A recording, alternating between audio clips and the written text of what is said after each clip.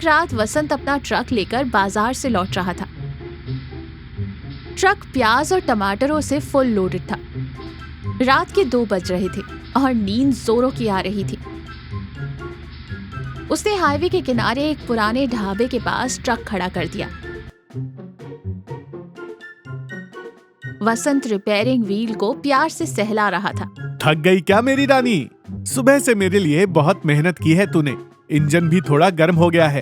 तू यहाँ ठंडी हवा में आराम कर, मैं कैबिन में ही सो जाता हूँ। सुबह उठते ही तुझे बढ़िया वाला डीजल पिलाऊंगा।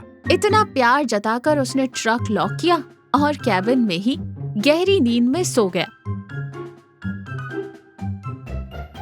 सुबह 7 बजे जब उसकी आंख खुली तो उसने खुद को हाईवे के किनारे मिट्टी में सोता हुआ पाया। ऊपर आसमान और नीचे जमीन, ट्रक का कहीं कोई नामो निशान नहीं। चोरों ने वसंत को चुपचाप कैबिन से बाहर निकालकर सड़क पर लिटा दिया और ट्रक लेकर चंपत हो गए। वसंत आंखें मलते हुए छाती पीट पीट कर चिल्ला रहा था, अरे अरे मेरी लॉरी, मेरी कमाई, मेरी जान, मेरी रानी कहाँ गई? अरे कोई तो मेरी टाटा 3718 को रोक लो, मेरी सब्जियों की बोरियां भी चली गई रे। वसंत रोते हुए पुलिस स्टेशन पहुंचा और शिकायत दर्ज कराई। इंस्पेक्टर चाय की चुस्की लेते हुए हैरानी से बोले, पूरा लोडेड ट्रक हाईवे से गायब, ड्राइवर को नीचे उतार कर चोरी। वसंत, आजकल चोर बड़े शातिर हो गए हैं। सुना है ट्रक को टुकड़े टुकड़े ओपन करके कबाड़ में बेच देते हैं या फिर इंजन निकाल कर कहीं और खपा देते हैं। पर इतना बड़ा ट्रक कोई हवा में थोड़ी उड़ जाएगा। क्या एलियंस उठा ले गए उसे? टुकड़े टुकड़े ओपन करके की बात सुनकर वसंत के दिल की धड़कनें रुक गई। वो रोता हुआ घर पहुंचा और पत्नी लक्ष्मी को सब बताया। लक्ष्मी सिर पकड़कर आंसू बहाते हुए फुल ड्रामे में बोली, हाय राम, अब क्या होगा हमारा? मेरी शादी का मंगलसूत्र और गहने गिरवी रखकर वो पुरानी लॉरी खरीदी थी हमने। शादी के बाद अब मुझे उसी लॉरी में तिरुपति ले गए थे। अब पता नहीं उस बेचारी रानी का क्या हाल हो रहा होगा। उन जालिम चोरों के हाथ वो कैसे तड़प रही होगी। वसंत आंसू पोंछते हुए इमोशनल होकर कहता है, लक्ष्मी, वो पुरानी लॉरी नहीं थी, वो तो हमारे घर की महालक्ष्मी थी। मेरी जान चली जाए पर मैं अपनी रानी को ढूंढ कर रहूंगा। हमारा हक मैं किसी को मारने नहीं दूंगा। अगले दिन पूरे मोहल्ले में अफवाह फैल गई थी कि आजकल चोर ट्रकों को जमीन के नीचे अंडरग्राउंड छुपा रहे। वसंत का दोस्त कालिया यूनियन लीडर हाफते हुए आता है। भाई वसंत, मैंने अपने सोर्सेज से पता लगाया है। एक नया गैंग आया है जो ट्रक चुराकर अंडरग्राउंड गैराज में डाल देता है, फिर पेंट बदलकर बेच देता है। हमें हाईवे के पास वो जगह ढूंढनी होगी जहां मिट्टी ताजा खुदी हुई हो। चल।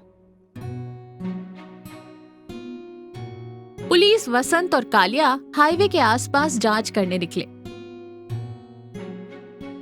1 घंटे बाद कालिया को एक जगह ताजा मिट्टी दिखी। यही है वो जगह। मेरा इंटेलिजेंस कभी फेल नहीं होता। यही मिट्टी खोद कर दबाया है। लगाओ फावड़ा। सबने मिलकर चिलचिलाती धूप में 2 घंटे तक खुदाई की। कालिया कमर पकड़कर करहा रहा था। तभी कुछ लोहे का चमचमाता हुआ दिखा। वसंत उछलते हुए खुशी के आंसुओं के साथ बोला, मिल गया, मिल गया, मेरी रानी मिल गई। लेकिन जब पूरी मिट्टी हटाई गई तो अंदर 90 के दशक की एक पुरानी जंग लगी सरकारी बस का ढांचा निकला। कालिया सिर खुजाते हुए बोला, अरे ये तो आजादी के वक्त की बस लग रही है। लगता है चोरों ने गलती से ये वाली छिपा दी, या फिर ये पुरातत्व विभाग की बस होगी। वसंत गुस्से में कालिया की तरफ देखकर बोला, अबे ओ यूनियन के नेता, तेरी खुफिया जानकारी की ऐसी की तैसी। मेरी कमर टूट गई यहाँ खुदाई करते करते। मेरा ट्रक कहाँ है? वसंत को रात भर नींद नहीं आई। उसने ठाना कि वो खुद अपनी लॉरी ढूंढेगा।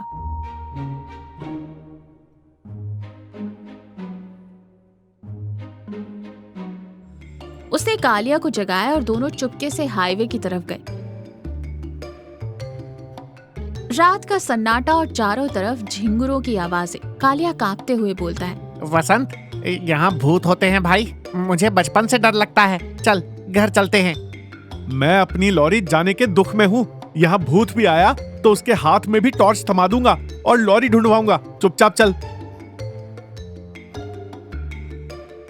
तभी उन्हें एक सुनसान खेत में एक संदिग्ध आदमी चोरों का सरगना भोलू भाई झाड़ियां और मिट्टी ठीक करता हुआ दिखा। कालिया ने सबूत इकट्ठा करने के लिए वीडियो बनाने के लिए फोन निकाला, पर गलती से फ्लैश ऑन हो गया और ऊपर से व्हाट्सएप का नोटिफिकेशन भी डिंग करके गूंज उठा। तभी भोलू भाई चौंक कर बोले, कौन है? कौन है वहाँ? वसंत और कालिया डर के मारे पीछे भागे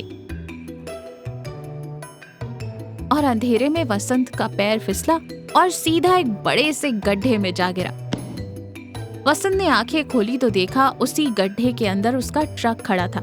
चोरों ने बड़ा सा गड्ढा खोदकर ढलान बनाकर ट्रक को अंदर उतारा था और ऊपर से घास फूस डाल दी थी। वसंत गड्ढे के अंदर से खुशी से रोते हुए बोलता है, मेरी रानी, तू मिल गई। ओए कालिया, ट्रक यहीं है। कालिया ने तुरंत पेड़ के पीछे छुपकर पुलिस को फोन किया और लोकेशन भेजी। पुलिस के पहुंचने से पहले भोलू भाई टॉर्च लेकर गड्ढे के अंदर आए। वहां वसंत अपने ट्रक के टायर को गले लगाकर चूम रहा था। अबे ओए, कौन है तू?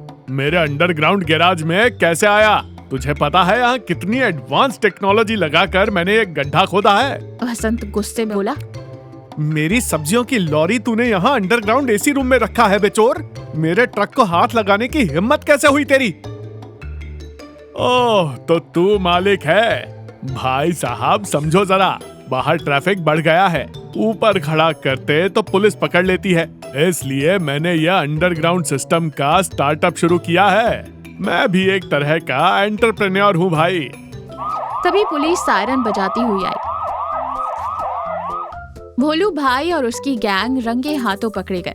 बड़ी क्रेन मंगवाकर वसंत के ट्रक को बाहर निकाला गया। ट्रक तो सुरक्षित था, पर 2 दिनों तक बंद रहने के कारण अंदर रखे प्याज और टमाटर पूरी तरह सड़ चुके थे और भयंकर बदबू भी आ रही थी। इंस्पेक्टर भोलू भाई को थप्पड़ जड़ते हुए बोलते हैं, अबे ओ कॉर्पोरेट चोर, इतना बड़ा गड्ढा क्यों खोदा बे? सर, मैंने 1 महीने की प्लानिंग से ये गैराज बनाया और इस मालिक ने आकर मेरी सारी मेहनत और मेरा स्टार्टअप बर्बाद कर दिया। अरे भोलू, तुझे ये गड्ढा खोदने में 1 महीना लगा और इस मालिक के इमोशन ने 2 मिनट में तेरा पर्दाफाश कर दिया। वसंत खुश होकर अपने ट्रक को भयंकर बदबू के बावजूद घर ले आया। सुबह उसने ट्रक को चमकाकर नहलाया और फूलों की माला पहनाई। लक्ष्मी की आंखों में भी खुशी के आंसू थे। उसने ट्रक के आगे फिर से एक नया नींबू मिर्च टांग दिया। सब्जियां भले ही खराब हो गई थी, पर उसकी रानी वापस मिल गई थी। लक्ष्मी वसंत का हाथ पकड़कर प्यार से बोलती है, अब कान खोलकर सुन लो जी, ट्रक रात को कहीं भी हाईवे पर नहीं छोड़ना है। अब से ट्रक घर के सामने ही रहेगा, नहीं तो अगली बार मैं आपको ही अंडरग्राउंड छुपा दूंगी। वसंत ने कालिया और पुलिस को शुक्रिया कहा और मोहल्ले वालों को एक शानदार भाषण दिया।